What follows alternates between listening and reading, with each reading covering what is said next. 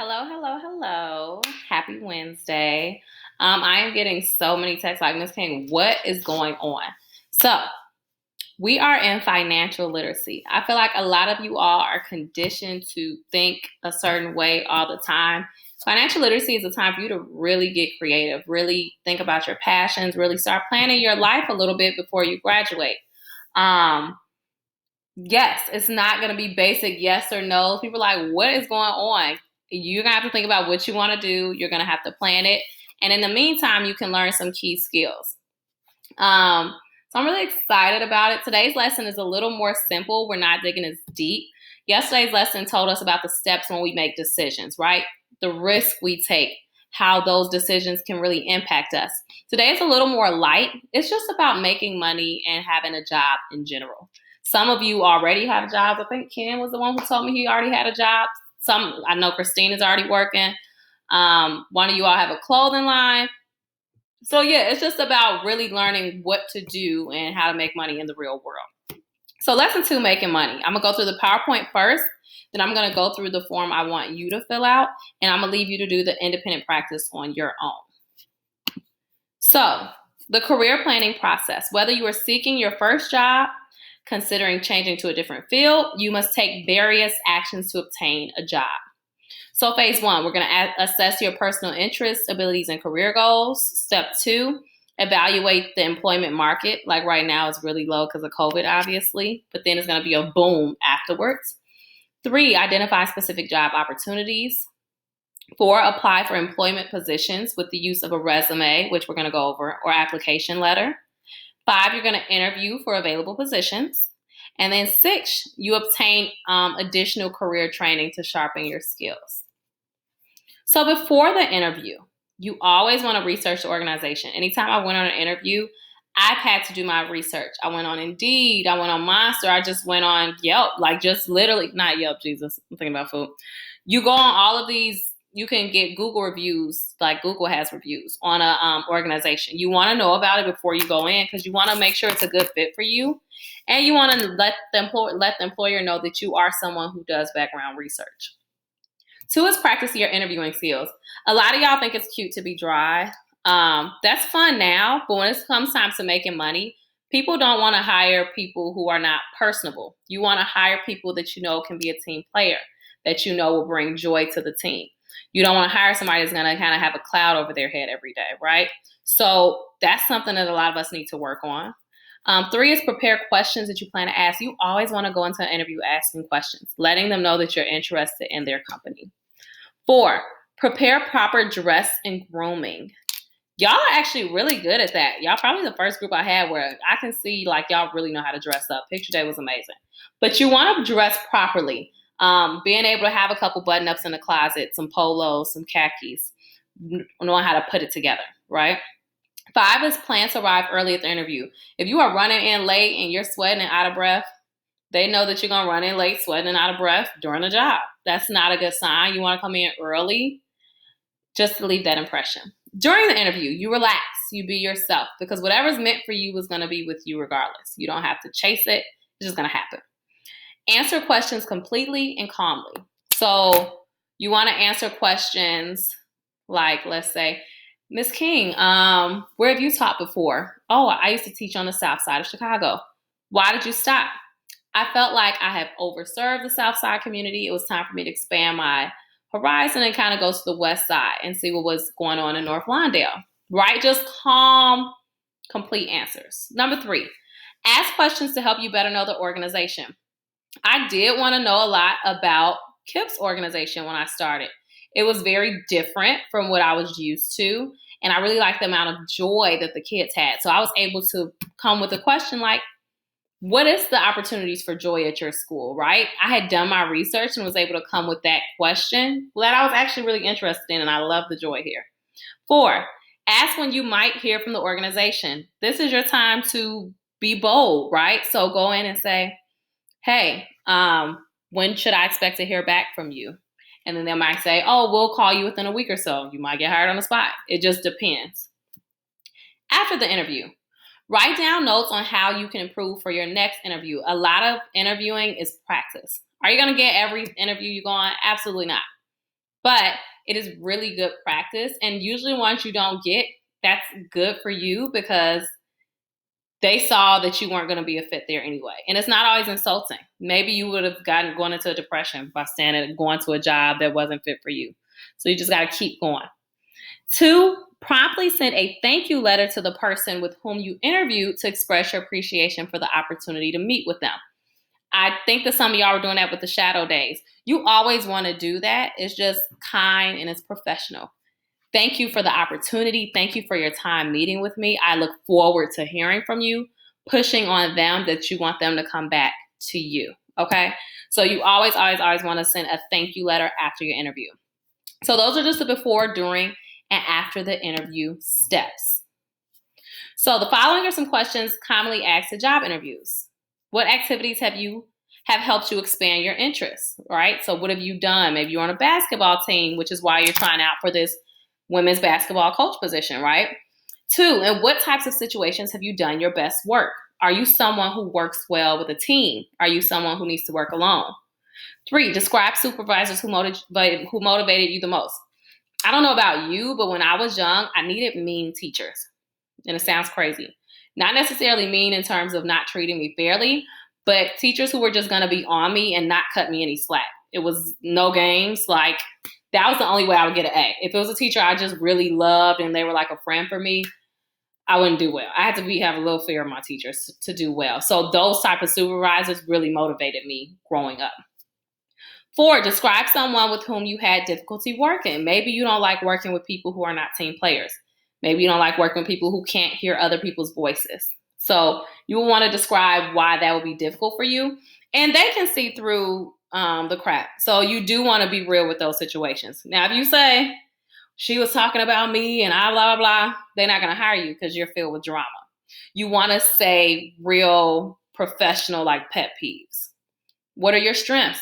Boast about yourself. It's hard for you because you're in 8th grade. We're building confidence. But I had straight A's. I was a distinguished scholar. I was valedictorian of my class. You want to give as many strengths as possible. Make yourself look good. What are your weaknesses? What have you done to overcome your weaknesses? I lays out on a weakness. I'm not going to lie. But you can be honest. So maybe your weakness is I work too hard. That's a good one when you say you work too hard. Yeah. Okay. So what have you done to overcome working too hard? Well, maybe I had to practice self-care. You don't want to say your weakness is, I'm late every day. I'm not going to hire you because you're cutting into my time, right? You want to just really think about that. What do you know about our organization? That's big. Companies want to know that you're willing to work outside of work and just really bring that passion forward. Who is someone you admire? Why do you admire that person? I always say Mother Teresa, and I think that's why I became a teacher. I admire Mother Teresa because she just had a giving heart, and it seemed like she never saw anything in return. And I just love that about her. That was a great mental space. Maybe yours is Katie got bands, right? And so, like, why do you admire her? Well, she was a young hustler. She came up in the game really young, and she's still going. There you have it. Okay. Oop. Adding up the benefits. So benefits cost your employer 33% to 50% of your pay. Okay. So you want these benefits because without them, you have to pay out of pocket or you might not get the best health care that you need. So these are just examples of some. We got health and dental, eye care, life insurance. My cousin that was killed, he died. And this is just real life. You're learning financial literacy. He did not have life insurance. We had to have him cremated. We could not afford a proper burial for him, right? So it's important to think about those things, like even now, like for me, for instance, like, yeah, I'm only 30, but who knows, So you just always want to cover your dots so we're not leaving our families in turmoil. Flexible spending account, health savings, tax deferred retirement plan, paid vacations matter, okay? So I don't know if y'all remember that day I had food poisoning at work. I kind of pushed through it, but I had used all my vacation days when I did that Black Teachers Rock Expo in California. So you just really want to, the Facebook advertisement, y'all saw it. Anyway, You want to have a job that's going to have your back. The job had my back. I had those paid vacation days to take, and I was able to take that fantastic opportunity that lets me know my company cares about me. Stock purchase plan, employee assistance, fitness. My job, KIP, offers me gym memberships in certain places, right? So they're taking into account my health, my well-being. Tuition assistance reimbursement. My old job paid for me to go to graduate school. Like I have a couple of loans, but for the most part, they pay for it, right? And I was the only person in that company in grad school at the time, so I got a lot of money off. But you just want a job that's going to benefit you, okay? Paycheck. This is on your exit ticket and into your independent practice. So let's go over paycheck. When you start getting paid, this is how your paycheck is going to look. Employee Jonathan Doe, Social Security number, pay period. So his pay period started March 4th and ended the 15th. He's going to get paid for that period on the 15th. You're obviously not going to get paid before you work the time. This is the check number. This is his net pay. Okay? That's how much he's getting. I need water. I'm like, bust out. Okay. Regular. He worked 80 hours in that 2-week amount. So 40 hours a week is the average full-time job. I'm going to say it again. 40 hours a week is the average full-time job. So we see 80 here because he worked double. For his 80 hours, he got $800. So you're like, Ms. King, his check says $644. I'm going to show you why. Jonathan is responsible. He also worked 5 hours over and earned $75 more. So his total was $875. Year to date, this is probably when he started the job. This is how much he's accumulated over time. It's March though, so he has a little bit more time. I gotta pause, y'all. I need some water. Okay. So that's his year to date. So Ms. King, why doesn't he have $875? This is when you hear adults talking about their high taxes they have to pay and how they're tired of things going on in society because of their taxes. Federal income tax is taken out of his check. That's $102.40. That's the money that the United States is taking out of the check for things like highways, benefits for low income, like all these different types of things. Social Security. Social Security is what you're going to use when you're an elder, right? So $54.25 is taken out for that benefit that's not really benefiting you in your check, but later it will. Medicare expenses, right? So that's that person's health, right? So that $2.69 is taken out for that. And then the state. So not only does the United States take out money, your state does too. So Illinois took out, I don't know if he's from Illinois, I don't see an address, $26.25. Okay, so year to date,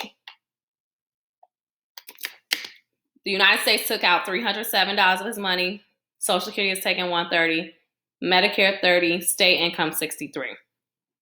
401k is a benefit. The 401k accumulates over time. That's something that you can use when you're older, but that $35 is going to go to that benefit, but it's still going to be deducted from the check. But that's okay because you're going to get that 401k back. Okay? So why is this only $644.41? Because all of these deductions took place. United States took money, Social Security took money, Medicare took money, income state took money. And I know you heard of like tax returns. Maybe you've heard of people getting a tax return. You get some of that back after you file your taxes and show that, hey, y'all been taking out of my check all year. They give you something back on it. Okay? Cool. Federal income tax, marginal tax rate. So if you're single and making 38 to 82 or 9,000 to 38, this is how it's filed. So it's going to be 12% or 22% tax rate. Okay. Married filing jointly is going to be a little bit more. Okay. So let's break this out. Federal income tax is a progressive tax. A progressive tax is a type of tax where the effective tax rate, the tax amount expressed as a percentage, increases as the amount to which the rate is applied. A person's a person's adjusted income. So the higher you make, the more taxes they take, okay? Every year, the U.S. federal government changes the tax rates and income brackets. See the chart below for an example. So head of household, married filing separately, married filing jointly. Whatever it is, the more you make, the more it's taken. And it's just funny to me thinking about like my Payless college job where I was like, ooh, I'm living large. I got all of this money. I don't get much back at all now. I barely was able to buy my bundles, okay? So looking at the bottom, the Social Security tax rate is 6.2% on your gross income. But the amount is limited and you stop paying a greater amount once you reach a certain income. Okay? So it's 6.2% on your income, but once you're at a certain high level, that's when that limit is there.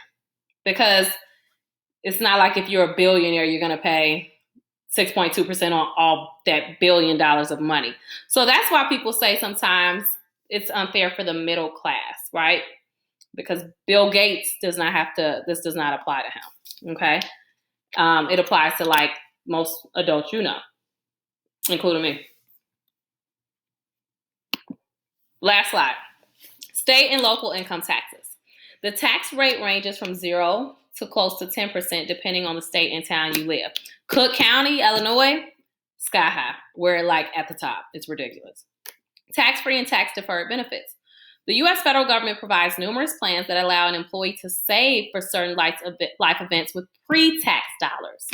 These saving plans allow a person to invest in their retirement, healthcare, childcare, and many other life events and receive a tax reduction or pay no tax at all on the money saved. Health savings accounts, flexible spending accounts, 401k retirement plans, many other cafeteria plans are examples of tax advantage benefits. So even though you're paying those taxes, you're getting like cash back. You're getting benefits in the end. When you sign up for these plans, your savings contribution is automatically deducted from your paycheck before your taxes are calculated, which allows you substantial tax savings and will show up as a line on your pay stub reflecting an adjustment to your taxable income. So before it's even deducted, before those amounts that we went over are taken out, they do this, so then it's going to be less taxes taken out, if that makes sense, okay? Net pay, that's what you're taking home. That's your take-home pay. That's the remaining amount you get to keep after all deductions are removed from your gross or total pay. So although he worked all those hours for the $800, he really only saw what, $644? Got it. Okay, so I just want to go through what you're about to do in your Google form. So the first part of your Google form, you're going to break down your personal situation. This should be easy because you know you better than anyone.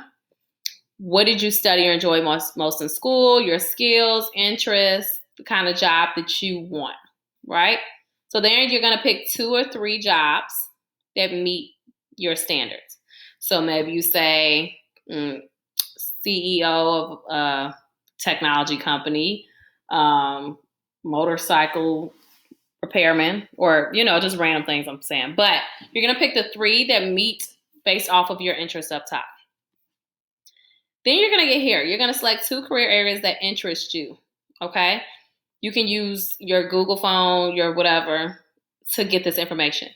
What are the duties of that job? What are the work hours, right? So I know Martha wants to be a lawyer. She working with about 80 hours a week almost, right? And we know that's what the other guy works in 2 weeks on his pay stub. Like, it gets crazy. What training and educational background is needed? Again, if she wants to be a lawyer, she has to go get her bachelor's degree, and then she goes to law school. So she has a little more school. Oh my God, I'm dying of thirst. Will these career areas be in demand in the future? Will we need lawyers later? I think so, because we've been using the court system for so long, since our founding fathers found this country in 1776. But yes, right? And so we'll look up the demand. You can literally look up the percentage. Like, teachers are in high demand right now. What are the starting and advanced salaries for this industry? My friend is a lawyer, and I saw her journey. When she first started, she had no clients. She wasn't doing any cases. She wasn't really making a lot of money. But then you have very prominent lawyers who make buku bucks, right? You can get very wealthy from being a lawyer. What makes this career attractive to you? Is it the money? Is it that you get to fight for people to be free and help people? Like, what is it that's attractive to you about the career? When you're done, you're going to create a resume. This obviously isn't an ideal resume, but I do want you to get a head start. Ooh, you're going to talk about yourself. Degree programs completed, school, location, areas of study, dates. Y'all only got to what, 8th grade? So you're going to put your 8th grade degree. Maybe you can put like high jump or whatever other programs. Maybe you've done external programs that I don't know about. Work experience. Some of y'all might have none. You need to be honest and say, I don't have any work experience. Some of you have lots. Other experience. Title, organization, dates, responsibilities. What have you done? Like a lot of you on a basketball team. What are your responsibilities with that? Have you participated in any organizations? It could be like student council. What else did we have at the school? Any type of organization you were in. Honors or awards. Were you a distinguished scholar? It was only 5 or 6, 7 chosen, right? To put something like that really stands out of a group of 94. Here, you're going to interpret the pay stub. I showed you how to do it at the beginning of the video. All you have to do is go to the pay stubs and answer the questions. Real easy. And then finally, you're going to take the quiz. You'll be able to see the answers to the quiz as soon as you finish it. See if you got 100%. And if you forgot a question, you could always go back and watch the video again. I'm really excited about this. Y'all are, Mr. Spells and I were talking about it earlier. We're really putting y'all on game. These are things that most people, most kids don't learn until they're adults. So the fact that y'all are learning this now, I'm just so excited for this. Y'all gonna be ahead of the game. Thank you for this increase in work, y'all. Like, y'all are doing it. I'm really proud of y'all. And have a happy Wednesday. See you during office hours.